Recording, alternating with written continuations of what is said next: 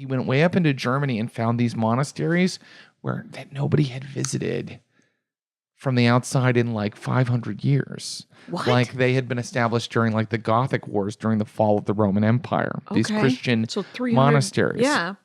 And in these monasteries, one of the things that the monks had to do was just copy scrolls all day. They were not supposed to read and understand the scrolls, Jackie. Why not? That was a sin. What? They were supposed to just keep copying things as like kind of a penance. And there's a lot of evidence that some of these guys got kind of depressed. Oh, right, because they weren't allowed to read them?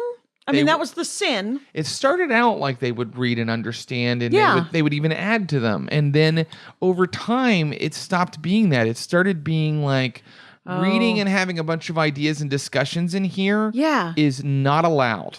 Oh, right. Somebody got super bossy. Someone got bossy. Yeah. It happened in a lot of them.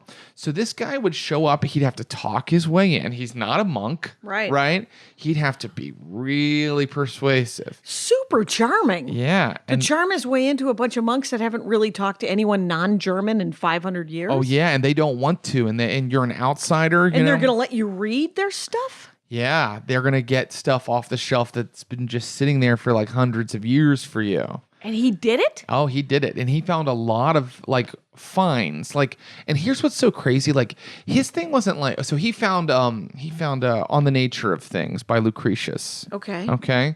On the Nature of Things is this epic poem by Lucretius that is like totally humanist, totally pro-science. And in fact, it's an epic poem that's just filled with scientific theories.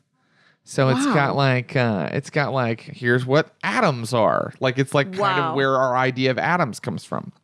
And he did not care about, the guy that found it didn't care about any of that.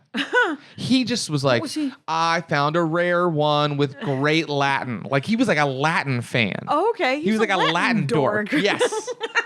And so he got it out of the library. He made a bunch of copies. Right. He headed back to Europe, and he knew all these other Latin dorks. Right. And he was like, check it out.